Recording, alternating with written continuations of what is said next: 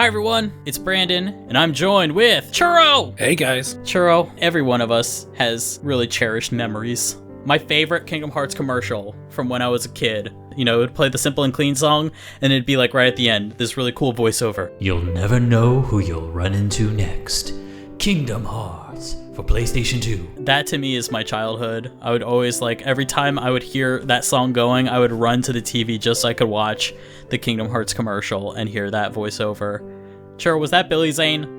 Or was it just someone who sounds shockingly like Billy Zane? I think it was like a generic voice actor. I want to believe in my heart that it was Billy Zane, because how horrible would it be that the villain was the guy selling the game? The reason I wanted to talk about that commercial is Kingdom Hearts is a game all about who you run into next. It all started out with Kingdom Hearts 1. It's the one that laid the groundwork of how guests would work in your party. Our main party members are Donald and Goofy. They join you in battle. But not only that, in certain worlds, such as Deep Jungle, Agrabah, Atlantica, we had other guest characters. They would help in battle. They had different abilities. Overall, it was kind of inconvenient sometimes, especially with the guest characters. It was kind of inconvenient that you had to constantly be changing them at save points, and save points only. And especially now, since every time I go back and play Kingdom Hearts 1, my goal is always to unlock the secret ending. If I want to unlock the secret ending, I have to collect all the Trinity marks. Well, to do that, that means I have to have Sora, Donald, and Goofy in my party and not whoever the guest character is. So it's kind of sad, but I can't really use them as much as I wanted to. Moving on from there, in Chain of Memories, everything was really different. Sora was pretty alone, and even Donald and Goofy were treated as just cards, and all the other guest characters were basically like summons. Yeah, it was kind of a unique take on it. Sometimes it can be really difficult, especially when, those cards get randomly thrown into the battlefield. And if you needed a heal or kind of a stronger spell to break, your opponent's slate, you gotta take what you got, and then all of a sudden a random low numbered card comes in, and you're like, oh crap. It definitely is interesting in terms of the story, because it kind of makes you feel the loneliness that Sora must be feeling going through Castle Oblivion.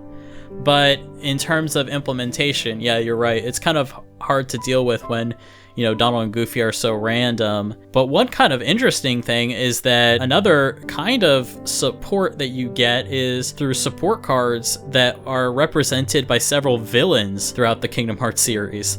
I don't think they ever imagined that they'd be helping Sora in a way, but there's a lot of really great villain cards in Chain of Memories. You got Oogie Boogie and Maleficent and all the organization members you can unlock as well. So it's pretty cool that, in this game, we actually get support from the villains for once. So moving on there, Kingdom Hearts 2 was way more in depth when it came to its implementation of party members. I would say this is probably one of the most detailed you could possibly get. Similar to Kingdom Hearts 1, you had these characters actually in your party as party members, but you could swap them out at any time. This was a new thing, I was just trying every little thing I could do, and being able to have two different sets of menus and then switching out party members on the fly, it definitely increased the way you can control the battlefield now. I really feel like it would be so nice if we ever got a remake of Kingdom Hearts 1. It would be nice if they were able to implement a second command menu where you could swap out your party members, because that would totally solve all the problems that I had with party members in Kingdom Hearts 1 when it came to collecting Trinity marks, because that was really annoying. So yeah, you could swap them out at any time. Probably one of the biggest changes is the addition of reaction commands. Back in Kingdom Hearts 1, yeah, all the Disney characters, they had all these interesting abilities. Peter Pan had his stop ability, and Tarzan had his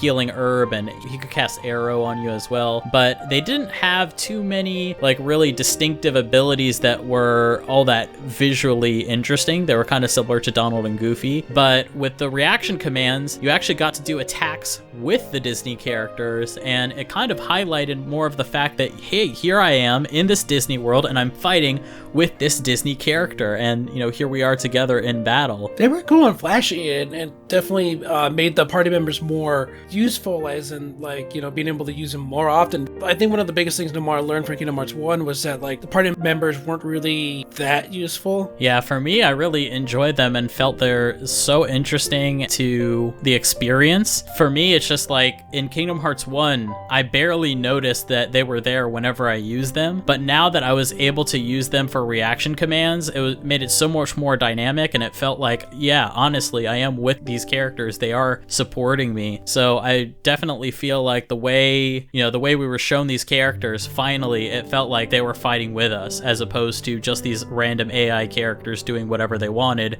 It felt like we had more control over what they did with reaction commands. So the type of characters that we got in the guest parties were actually pretty interesting. There were two main types. There were the normal optional types, and then there were the other types that basically appear only during events. So the normal party members included characters like Ping, which was Mulan. We had the Beast coming back, Jack Sparrow, Jack Skellington, lots of different characters. And then in terms of special events, we also had Hercules, and Mickey would come up every now and then. So that's there's a lot of different variety when it comes to the support characters. There's a lot of them, like every world had one, so basically It's not like, which is unlike Kingdom Hearts 1, because Kingdom Hearts 1 only a few worlds, starting with Tarzan, that's when you really started getting support characters. But prior to the Tarzan world, Alice in Wonderland didn't have one, Traverse Town didn't really have one, and neither did Olympus Coliseum. So at least in this game, like every world, you had at least somebody helping you. Yeah. Then the biggest surprise is finding out who's the next one to be in your party. I was really surprised when Auron joins your party. That's a huge surprise. Yeah, here we are with the Final Fantasy character, joining you. Yeah, that's so awesome. Yeah, Final Fantasy especially got a huge inclusion in Kingdom Hearts 2. They were really important. I mean, not only did we have Auron as a main support character in Olympus Coliseum, but we also had different special event missions, like, for example, in Hollow Bastion. When you first arrive in Hollow Bastion, Leon actually fights at your side against the Nobodies. And then, of course, the big event that everybody remembers is the trench run before the Thousand Heartless battle, where actually each of the main Final Fantasy characters show up at your side and fight alongside you. It really made that experience feel even more epic than it was before. It's actually surprising to think these days how much more diminished the Final Fantasy characters have become in Kingdom Hearts. Go back and look, they were actually, even in Kingdom Hearts 2, still very much well integrated. Even though Kingdom Hearts had all these new, unique, original characters, the Final Fantasy characters were still really well integrated into the main plot of the story. Churro, how well does that stick in your memory, like that whole experience with the trench run? How'd you feel about that? You knew it was go time. Goofy just got knocked down, you thought he was dead. Sora is mad, he runs down, same with Donald, and then Mickey finally takes his cloak off, summons Keyblade, it was, it was go time. And then as soon as you started running down, it's like, then they start joining you one by one, for each section. It's like, this is what you call a big climax of, what just happened. It's like Avengers Assemble. Exactly. So cool. Speaking of Mickey is a particular guest character that was really interesting. He's like your second chance. He's your extra life in the early part of the game where you don't have that many abilities. And for a lot of people, they spent a lot of time dying early on in the game. Such a big surprise back then that Mickey was actually a guest party member that would appear under certain situations. Not really a party member, but playable. Yeah, playable too. That's really amazing that you could actually control him. I'm surprised we still haven't gotten more gameplay of him even in Kingdom Hearts 3, but that was such a big surprise, and he controlled really interesting. He actually reminded me of like Yoda from Star Wars Episode 2 and Star Wars Episode 3. Like just the way he jumps around, and he's got these really quick combos, and he's got all these different light-based magics like holy and stuff like that. Like, man, his attacks were so cool and fast. I kind of wish we could play as him more. So yeah, moving on from there, I guess the other big guest character is, right at the end of the game, we get Riku. I mean, that was also a big surprise. Him going from being playable in Kingdom Hearts Chain of Memories in the Reverse Rebirth mode to being an actual party member fighting alongside Sora. Like, that was so awesome. And his reaction commands are some of the best. I love, fighting fighting with Riku. And fighting as Riku temporarily. Yeah, temporarily, yeah. During the final boss fight. One of the biggest surprises as a guest party member in Kingdom Hearts 2? Yeah, who? Axel. Yeah, Axel actually joined you a little bit. He's another example of a character that is a one-time party member. That was really exciting, and, obviously it had a very sad end as well. Especially what he was going through at the time. He went from, being this total badass and Chain of Memories to someone who just misses his friend, and then, him fighting alongside his friend, even though he might even said that he might not see him again, and then he just, does his kamikaze attack, and then he just, like you said, the saddest ending. Axel had such an emotional roller coaster ride in Kingdom Hearts 2 because not only did he go through all those difficult things, but, your first encounter with him, he starts out as an antagonist against Roxas, and then on top of that, during Sora's story, he kidnaps Kairi, so now it's like, he is public enemy number one. How dare you kidnap Kairi? And then once you realize what he's gone through and what he's trying to do and bring back his friend, it really hits you in the heart. One like equals one cry. So anyway, moving on from there, we go to 358/2. Now 358/2, its implementation of guest characters was really simple compared to other games. I mean, gameplay in general in 358/2 was pretty much trying to be like Kingdom Hearts 1. It was doing its best. I mean, again, it was on the Nintendo DS, so there was only so much they could do with that particular console, so it was really impressive at the time. So a lot of the party members were actually Organization XIII members, and pretty much all of those characters were actually playable. So they actually would join you in the party, and kind of similar to Kingdom Hearts 1, they had their own abilities, and they would sort of support you by attacking. Yeah, it was pretty neat to fight alongside all the organization members, but I felt it was kind of a little bit too simple. They're basically just teaching Roxas the ins and outs of being an organization member, so it's not surprising, but at the same time it's very interesting because you finally get to see each of the organization members' personalities and how they treat Roxas. Yeah. I would definitely say this is a classic example of, I like what they were going for, but implementation-wise, kind of so-so. I wish it was a little bit more detailed. Hey, it would be nice if they remade this. That would be nice. So, yeah, moving on from there, let's talk about Birth by Sleep. Birth by Sleep is one of those games where it's so high quality and console quality, but when it comes to certain things, they did definitely cut back on certain traditions.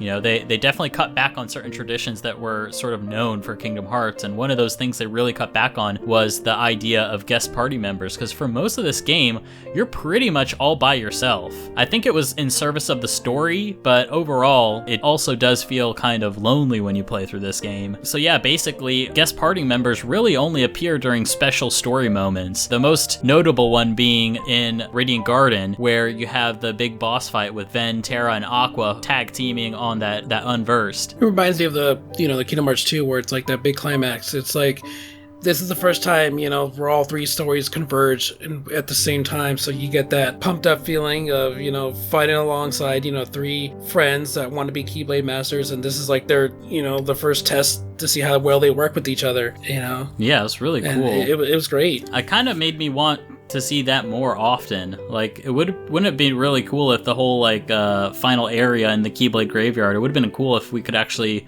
fight with all three of them during that fight as well, but hey, I'll take what I can get. Yeah, other characters that join you in battle are characters like Mickey. So Mickey joins like Ven and Aqua in various story points, but we also have Zack and Hercules in the Olympus Coliseum level. Like, that was pretty cool. One of my favorites was when, you're in training with them and Zack and Hercules and you sort of competing against them, trying to see how many Heartless you can beat. I really like having them in my party. But yeah, other than that, we also had the D-Link system. So the D-Link system, it kind of reminds me of like Drive mode in Kingdom Hearts 2, because, you get to link with these characters from afar, but you don't really get to see them, and like, it's pretty much just to give you new abilities. I didn't really use them so much when I first played Birth by Sleep, but yeah, now it's really nice to see what they can do. So yeah, moving on from there, Recoded is another example of a game that just really didn't have any guest party members, except for this one part during Olympus Coliseum, where that whole world just had its own really unique fighting style. It had this like kind of turn-based setup. So yeah, basically, yeah, Kingdom Hearts Recoded, we had Hercules and Cloud join us in the turn-based battle. First it's Hercules, and then like after that, Cloud joins, and it's actually pretty funny because it's almost like we're bringing Cloud back to his style of gameplay, because it's a turn-based RPG, and yeah, it's really, really neat. Kind of makes me want to see another game in a turn-based style out of Kingdom Hearts. I think it'd be pretty cool. I would love to see that. I mean, I've always wondered what Kingdom Hearts would look like in a turn-based, situation for a full game. Yeah, I think it'd be pretty cool. Yeah, moving on from there, in Dream Drop Distance, like, we straight up didn't have guest party members outside of the monsters known as the Dream Eaters. So yeah, pretty much the guest characters in Dream Drop Distance were pretty much relegated to just the Dream Eaters. And yeah, if you wanted new characters to be at your side, you pretty much had to either find them or craft them. Like, mostly it was through the crafting menu. And Churro, I know for you, for most of your first playthrough, you didn't even really use any other Dream Eaters other than the default ones. How was that for you? Very difficult, because I kind of, neglected everything else that you needed to do with them, like, pet them and do all that. I mean, I did enough to where I would unlock, more abilities that they can use to help me later on. But this was, at the time where it's like we're like getting anxious for Kingdom Hearts 3, so like my first instinct was to just rush through the game so I can see the ending in English, because I was watching through Japanese streamers stream it, but like I couldn't understand anything about it, so it's like, okay, now it's time for me to do it myself and plow right through it. And let me tell you, when I got to the world that never was, as both Sora and Riku, it was really difficult. Yeah, but I did it. Well, hey, that's good on you. That's really awesome. I guess my main thing with Dream Drop Distance is that it's really nice that we had the the Dream Eaters were interesting, and I really liked the way that they function in battle. They had their like link attack sort of setup where it was kind of similar to a reaction command, but unlike reaction commands, you could actually like properly control the attacks in a lot of cases. My only downside is they weren't really party members. They weren't really a part of the story all that much. They couldn't talk to you or anything, so outside of gameplay, I didn't really feel like I had any party members with me. I know in this particular story they want you to feel kind of alone in the worlds that you're going to, but I would have preferred if we had more set in stone characters instead of just these non-talking Dream Eaters. So it would have been. I mean, understandably, they're trapped in the world of sleep. So, yeah. So, Demar didn't want to have to go through like making all these things for different characters to use on, rather than make different things for different characters. He made one simple system for all the Dream Eaters. Yeah. I guess my other main critique for the Dream Eaters is just how complicated it is to unlock new ones. I think the crafting system was overly complex, and to get the really good Dream Eaters that everybody wants, like, it really took, I think, way too much grinding. And that I agree on wholeheartedly. Yeah, way too much grinding and way too much specific recipes that, the only way you could really be successful in that system is by going online and looking at a guide. So, yeah, I think the Dream Eaters were nice, but maybe not implemented so well. So, moving on from there, we got our last and most recent game. We have Kingdom Hearts 3, and Kingdom Hearts 3 returns back to a similar style that Kingdom Hearts 1 and Kingdom Hearts 2 had, where your guest characters join you in your party. And the nice thing is you actually don't have to change them out. You can have your entire party with you all at the same time. I think one of the best examples of this is in the Toy Box level. We have Buzz and Woody with us at all times, so creating basically a Kingdom Hearts party that had 5 members in it. Like, Churro, how much of a mind blow was that when we finally broke the limit of 3 party members? It was surprising, playing Toy Box at the premiere, it's like, wow, you would think that they would stay with 3 or 4, because that's kind of been the staple for, Square Enix's RPGs.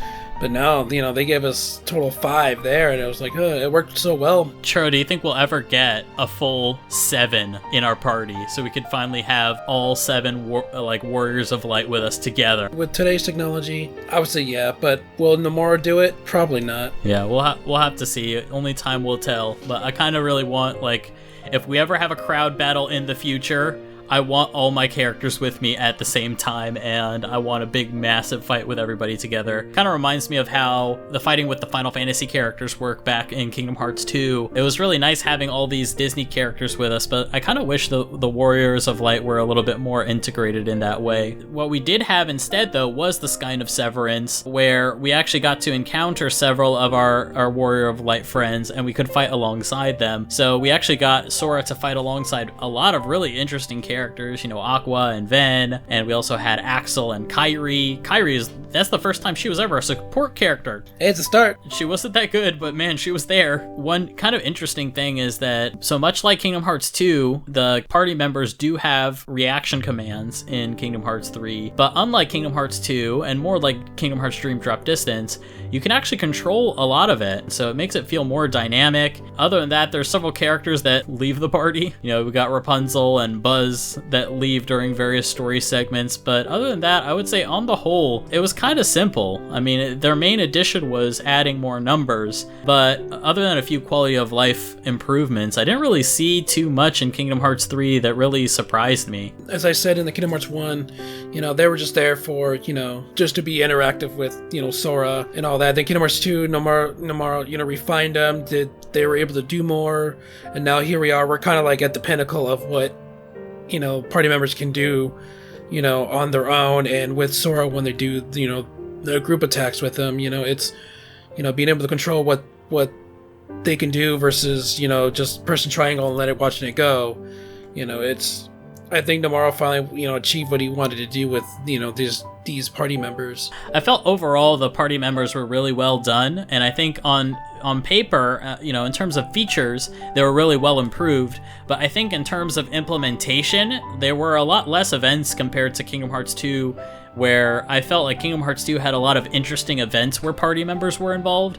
Whereas I think Kingdom Hearts 3, it still had a lot of interesting events where we had new party members and temporary party members, and even times where we could control different party members, like controlling Riku, controlling Aqua.